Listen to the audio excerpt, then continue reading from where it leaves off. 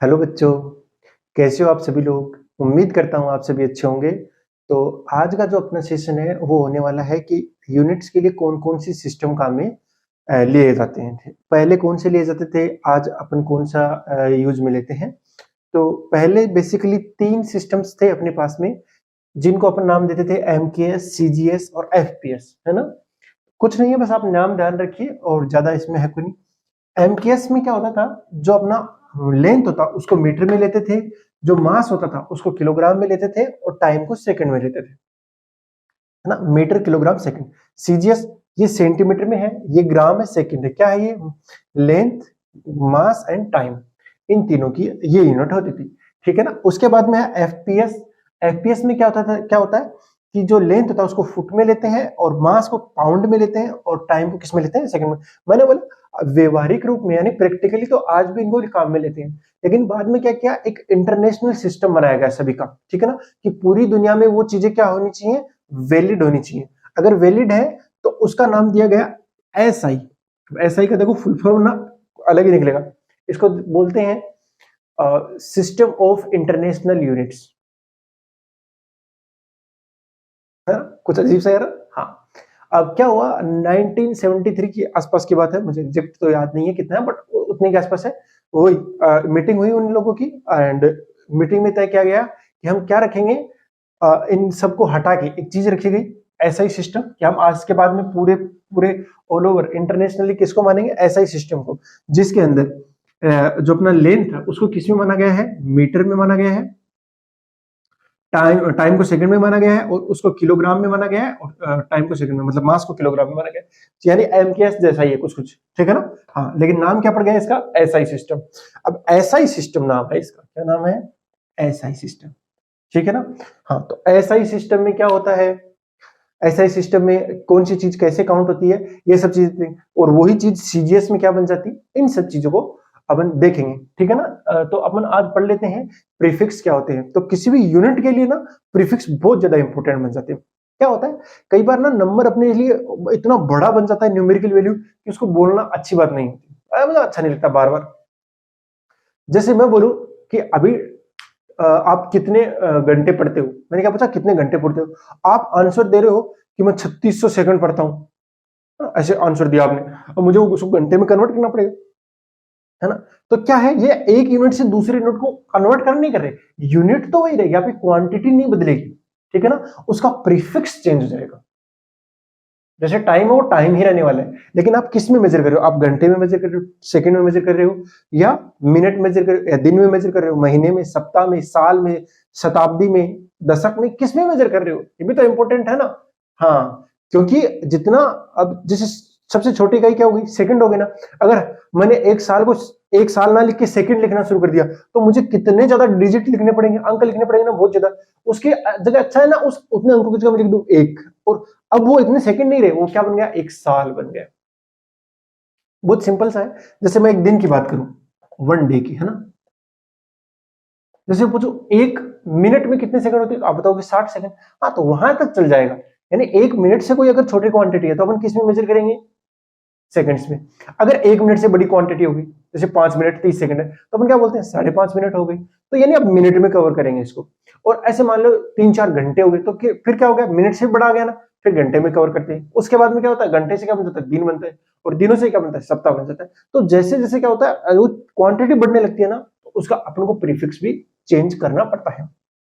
For example, जैसे मैं बोलूं कि एक दिन है तो उसमें कितने सेकंड होते हैं, एक दिन में 24 आवर होते हैं। हाँ, और 24 आवर, और अब ये हो गया 1 आवर, मान बोलूं इसको, तो 1 आवर में कितने सेकंड्स होते हैं सर, 60 मिनट होते हैं। हाँ, 24 इंटू 60 इंटू 60 सेकेंड, ये इतना। अब देखो इसको बार बार जो है ना, ये इस चीज को वैसे आएगा कितना, इसको आप कैलकुलेट कर लीजिए। ये 36 हो गया, 36 को 24 से मल्टीप्लाई करें, आपको आंसर आ जाएगा, ठीक है ना? और वो आंसर कितना आता है, हम कैलकुलेट करते हैं जरा।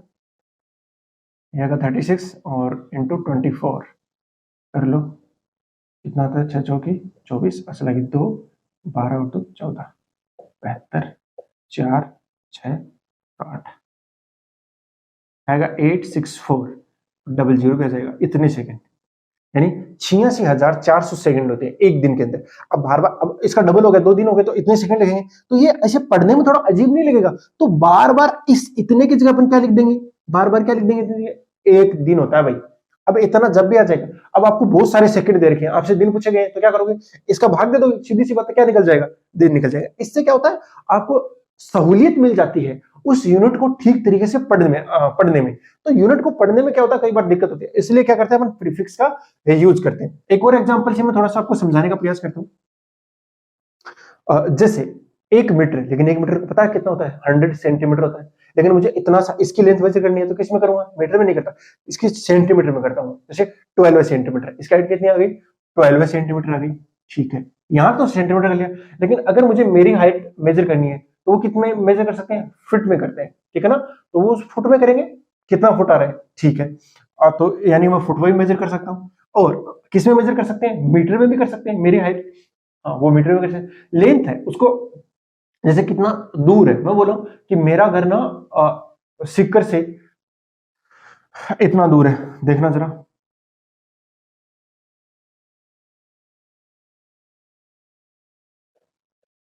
इतना मीटर दूर है। पढ़ने में थोड़ा अजीब सा लगेगा, 40,486 मीटर।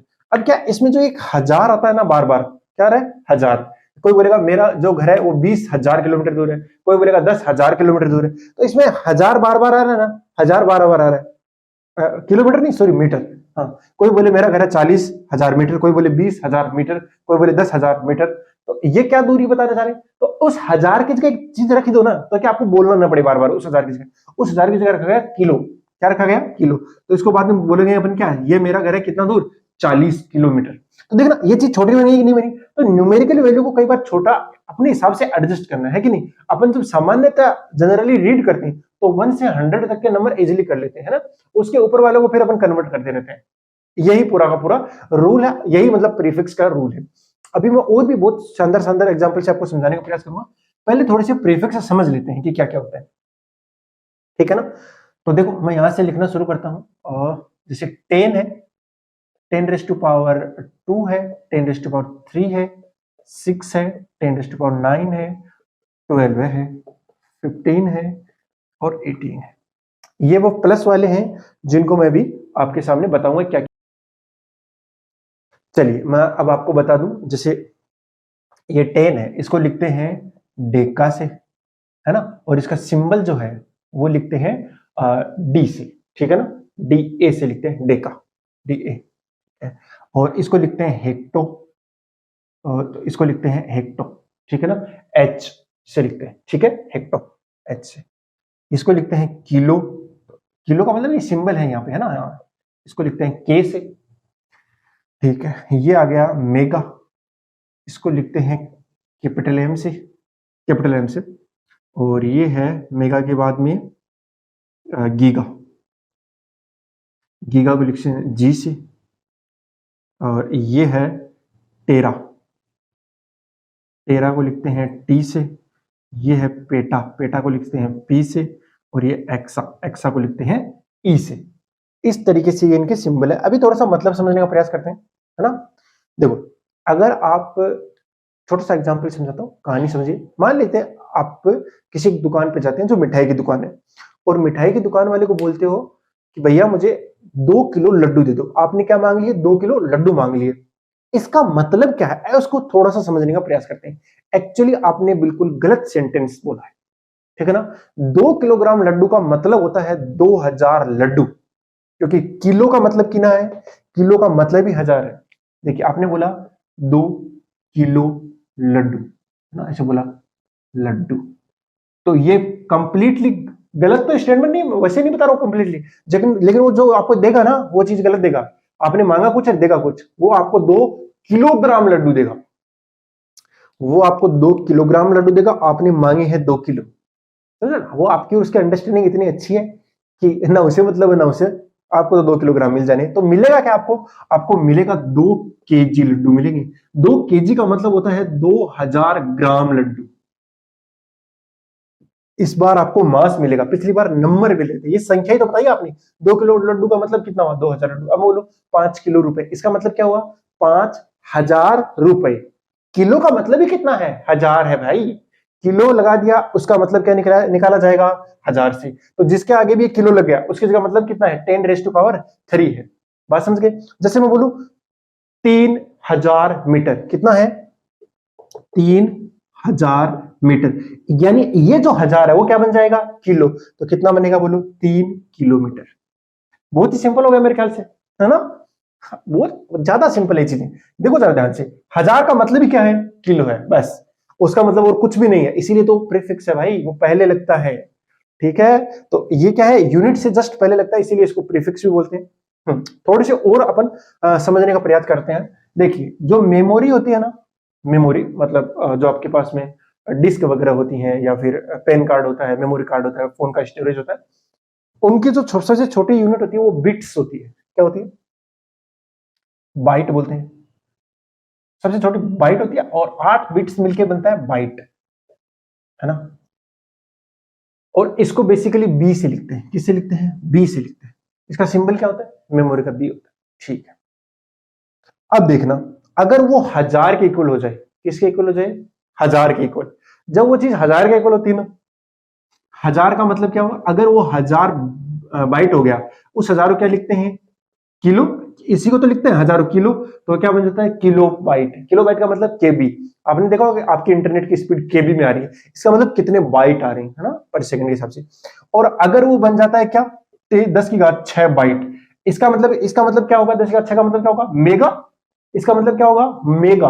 तो इसको क्या बोलते हैं अपन? मेगा बाइट, यानी एमबी बोलते हैं। जी सर। अगर मैं बोलूं 10⁻9 बाइट आई, तो इसको क्या बोलते हैं? गीगा। इसको क्या बोलते हैं? गीगा। ये देखो गीगा, तो इसको क्या बोला जाएगा? जीबी। समझ रहे हो ना कैसे कैसे यूनिट्स आ रही हैं? केबी का मतलब क्या है, एमबी का मतलब क्या है, जीबी का मतलब अभी टीबी पे आएगा। जैसे लैपटॉप का स्टोरेज आपका 1 टीबी होता है, इसका मतलब क्या है 1 टीबी का? मैंने बोला 1 टीबी। टी का मतलब हो गया 10⁻12 बाइट, कि आपका इतना बाइट स्टोरेज है आपके लैपटॉप में, इतना वो बाइट, या उससे आपको आई8 से मल्टीप्लाई कर दोगे तो बिट्स भी ऐसे। ठीक है ना, ये बिल्कुल नॉर्मल सा कन्वर्जन है, आपको थोड़ा सा ध्यान रखना पड़ेगा। और जो सबसे इंपॉर्टेंट है वो ये है, ये आपको इतना ध्यान में रखना ही है, मतलब बाकी भी है बट ये बहुत ज्यादा काम में आते हैं, आपको कहीं पे भी काम में आ जाएगा। ठीक है ना? हाँ, तो किलो, मेगा, गीगा और टेरा, इतना तो याद रखेंगे। देखिए कई बार क्या होता है, जो रुपए होते हैं ना उनको अलग तरीके से बोलते हैं। ठीक है, जैसे इसको क्या बोलते हैं? मिलियन बोलते हैं, इसको बिलियन बोलते हैं, इसको ट्रिलियन बोलते हैं। वो पैसों के लिए यूज करते हैं। ठीक है, इकोनॉमिक्स वाले बच्चे जल्दी पहचान देते हैं कि ये लिखा हुआ है, इसका मतलब तो किलो 1000 ही होता है। ठीक है ना, लेकिन ये लिख दिया एम का मतलब लिख दिया, तो मतलब क्या होता है? मिलियन, 10 लाख। इसका मतलब क्या होता है? बिलियन, 1 अरब। और इसका मतलब होता है ट्रिलियन, यानी 1000 अरब। ठीक है ना? बहुत सिंपल सी चीजें हो गई मेरे ख्याल से, ये आपको एकदम समझ में आया होगा, इनका कन्वर्जन भी आपको समझ में आया होगा, एकदम अच्छे से सारी चीजें आपको क्लियरली समझ में आ रही है ना, ये प्रीफिक्स कैसे लगाते हैं। चलो आज की क्लास आपके लिए बहुत ही काम की हो गई इसका मतलब तो। चलो अब माइनस वाले भी हैं बेटा, कुछ कुछ उनको भी देख लेते हैं। ठीक है, माइनस वाले कौन कौन से हैं? जैसे मैं बताऊं, 10⁻⁻1, 10⁻⁻2, 10⁻⁻3, फिर 10⁻⁻6, 10⁻⁻9, 10⁻⁻12। इतना याद रख लीजिए, बाकी ज्यादा करने का है नहीं, इसे मैं 18 तक करवा देता हूँ। ठीक है भाई, सिंबल देखेंगे इनके सबके पहले तो क्या क्या होते हैं और क्या क्या बोलते हैं। सबसे पहले को बोलते हैं डेसी। ठीक है, डेसी। ठीक है, और इसका जो सिंबल होता है वो होता है डी। सिर्फ क्या होता है? डी होता है। इसका सिंबल क्या होता है? डी। सिंबल होता है डी। इसको बोलते हैं सेंटी, इसका सी होता है। इसको बोलते हैं मिली, इसका छोटा एम। हाँ, और इसको बोलते हैं माइक्रो। इसका यू जैसा होता है, यू नहीं है, थोड़ा ध्यान से देखना, ये ऐसा है माइक्रो। इसको बोलते हैं नैनो, एन से। एंड इसको बोलते हैं पीको, पी से। और इसको बोलते हैं फेटो बोलते हैं। ठीक है ना, फेमटो बोलते हैं कई बार, ऐसा ही नाम है इसका। ठीक है, फेमटो, फेटो, फेरीमीटर, ऐसे भी नाम आपको मिल जाएंगे। 10⁻⁻, है नहीं, फेमटो, अभी फिलहाल के लिए फेमटो लिख लो इसको, फेमटो। और इसको किससे लिखते हैं? एप से लिखते हैं। और ये है एटो, ये। और इसमें जो इंपॉर्टेंट आते हैं, एक तो ये आता है, ये आता है, फिर ये आता है। ये इतने आपके बहुत ज्यादा काम में आने वाले हैं, बहुत ज्यादा, मतलब आप समझ लीजिए पूछे हो। मतलब क्या होता है आपका, जो थोड़ा सा समझते हैं, मैं बोलूं 1 मीटर में कितने सेंटीमीटर होते हैं, 1 मीटर में कितने सेंटीमीटर होते हैं वो निकालना है मुझे, तो ये 1 मीटर हो गया। अब देखो मुझे क्या बनाना है, सेंटी बनाना है ना, तो मैं क्या करता हूं, सेंटी यानी सी से मल्टीप्लाई और डिवाइड कर दूं, तो देखो सी और एम बन के क्या बन जाएगा, सेंटीमीटर। ये सेंटी से मैंने मल्टीप्लाई भी किया है और डिवाइड भी कर दिया, कोई फर्क नहीं पड़ा। लेकिन सेंटी का वैसे मतलब क्या होता है बोलो, ये सी का मतलब होता है 10⁻⁻² होता है, और ये सीएम बन गया मतलब सेंटीमीटर, और ये ऊपर जाएगा तो कितना हो जाएगा 10⁻² सेंटीमीटर, यानी 100 सेंटीमीटर। तो आप समझ गए ना 1 मीटर से सेंटीमीटर कैसे बना दिया मैंने, क्योंकि वो अपने पूरा का पूरा कन्वर्जन किया। आप मीटर को भी सेंटीमीटर बना सकते हो, ठीक है ना। अब सीधा सा ध्यान में रखेंगे, जब भी मुझे मीटर से क्या बनाना है, सेंटीमीटर, ठीक है ना। आप एक को ध्यान में रखिए कि जहां 10 वो था ना 10⁻0 वो 1 बनता है, अब उससे कुछ भी बनाना है तो उतने से मल्टीप्लाई कर दीजिए। यहाँ क्या करना है, मुझे क्या बनाना है, मीटर से सेंटीमीटर बनाना है तो डिवाइड करना पड़ेगा, इन सबसे क्या करना है, डिवाइड करना है। और ऊपर वालों में भी क्या करते थे, वो भी डिवाइड ही करना, ठीक है ना। वो चीजें हैं वो सारी निकल जाएंगे आपकी, कोई बड़ी बात नहीं है, ठीक है ना। इनसे ये बनाना है, सेंटीमीटर बनाना है, मिलीमीटर बनाना है, ऐसे बहुत सिंपल सिंपल क्वेश्चन होते हैं। चलो मेरा एक एग्जांपल है वो आप करो। 1 मिलीग्राम में 1 मिलीग्राम किसके बराबर होगा, मैं ऑप्शन दे रहा हूं, है ना। 1 मिलीग्राम निम्न में से किसके बराबर होगा ना, 1 मिलीग्राम किसके बराबर, ऑप्शन है पहला 10⁻³ किलोग्राम, दूसरा है 10⁻⁻6 किलोग्राम, तीसरा ऑप्शन है 10⁻⁻9 किलोग्राम, चौथा ऑप्शन है 10⁻²। चलो ट्राई करो इसको, क्या आंसर है आपका। देखिए इसका करेक्ट आंसर होगा 10⁻⁻6 किलोग्राम, यानी इसको आप क्या लिख सकते हो, 1 माइक्रो किलोग्राम। क्यों, क्योंकि 10⁻⁻6 किसके इक्वल है, माइक्रो के इक्वल है, तो उसको 1 माइक्रो। कुछ नहीं है बेटा, ये सारे जो प्रीफिक्स है ना, ये जस्ट एक आपको क्या बताएंगे, मैथमेटिकल नंबर बताएंगे और कुछ भी नहीं है, उनकी जगह ये चीजें लिख देते हैं, बस सिंपल सी बात है और कुछ भी नहीं। आया कैसे देख लेते हैं। तो पहली बात तो मिलीग्राम को किसमें बदलो, ग्राम में बदलो। तो मिलीग्राम को ग्राम में बदलने का नियम क्या है, मिली की जगह कितना रखना है, जहां पे मुझे मिली दिखाई दिया उसकी जगह क्या रखना है मुझे, 10⁻⁻3। तो देखो 10⁻⁻3 रख दिया तो मुझे क्या बन गया, ग्राम बन गया। अब ग्राम से क्या बनाना है मुझे, किलोग्राम बनाना है ना, यानी इसको क्या बनाना है मुझे, किलोग्राम। तो मैं के से गुणा भी कर दूं और भाग भी दे दूं, तो क्या बन गया, केजी बन गया, किलोग्राम। लेकिन नीचे तो रह गया ना 10⁻³ रह गया, ये ऊपर आएगा तो 10⁻³ कितना हो जाएगा, -3। जरा ध्यान से देखेंगे, 10⁻³ गुणा 1/10⁻³ ये केजी बन गया, और ये ऊपर जाएगा तो कितना हो जाएगा, 10⁻³ गुणा 10⁻³ केजी, और टोटल कितना हो गया 10⁻6 केजी।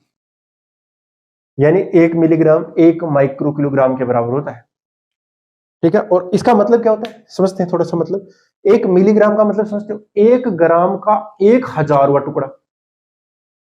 अगर आप 1 ग्राम लो किसी वस्तु को और उसके इक्वल 1,000 टुकड़े कर दो, तो वो जो एक टुकड़ा आएगा उसकी वैल्यू कितनी आएगी, 1 मिलीग्राम, ठीक है ना। और इसका मतलब क्या है, 10⁻6 का, इसका मतलब है अगर आप 1 किलोग्राम लेते हो तो 10⁻6 टुकड़े करो, 10⁻6 टुकड़े का मतलब हो गया 10 लाख टुकड़े कर दो। तो 10 लाख टुकड़ों में से जो एक टुकड़ा आएगा उसकी जो मास होगा उसको कितना होगा, 1 मिलीग्राम होगा, है ना। अब देखिए आपने ओलंपिक के टाइम पढ़ा हो कि इसने ना 1 मिली सेकंड से हरा दिया। 1 मिली सेकंड समझते हो कितना होता है, 1 सेकंड का 1,000वां हिस्सा, तो उसको कैसे लिखते हैं, 1 ms। इसका मतलब क्या है, 1 सेकंड को हमने कितने इक्वल पार्ट में तोड़ दिया है, 1000 भागों में तोड़ दिया है, तो वो क्या बनेगा, जो एक टुकड़ा बचेगा वो क्या बनेगा, मिली सेकंड। और इतने से ही गैप से हार जाते हैं और जीत जाते हैं, बस इतना ही अंतर होता है। ओलंपिक वाले में देखना ज्यादा अंतर होता ही नहीं है हारने और जीतने वाले में, फर्स्ट पोजीशन सेकंड वाले में इतना आता है 1 मिली सेकंड, ऐसा आता है 20 मिली सेकंड का अंतर है। बोलो ऐसा लगता है कि दोनों एक साथ पहुंचे, अरे 1000 टुकड़े करने हैं ना 1 सेकंड के, हाँ, तो वो ज्यादा मुश्किल हो जाता है। हाँ तो वो बस आजकल ऐसे ही निकाला जा रहा है, इतने से हारते हैं, माइक्रो सेकंड निकाल देते हैं। माइक्रो सेकंड का मतलब समझते हो कि 1 सेकंड के हमने 10 लाख टुकड़े कर दिए, और नैनो सेकंड का मतलब है 1 सेकंड के 1 अरब टुकड़े कर दिए। 1 सेकंड समझ रहे हो, जितनी देर में ऐसे बोला ना, एक ये होगा, और उसको कितने पार्ट में इक्वल डिवाइड करना है मुझे, 1 अरब में, तो वो नैनो सेकंड बन जाएगा। बहुत कम समय, बट क्या है ये अपन यूज करेंगे फिजिक्स में जहां पे अपन को जरूरत पढ़ने वाली है। मेरे ख्याल से आपको ये प्रीफिक्स वाला और टाइप ऑफ यूनिट्स समझ में आया होगा अच्छे से। और अगर ये आपको समझ में आया तो नेक्स्ट वाले सेशन में अपन कन्वर्जन पढ़ेंगे कि जैसे एक चीज को दूसरे में कैसे कन्वर्ट करते हैं, पूरा अच्छे से करेंगे। ठीक है, चलो बेटा, wishing you all the very best. मिलते हैं नेक्स्ट क्लास में, तब तक के लिए बाय, जय हिंद।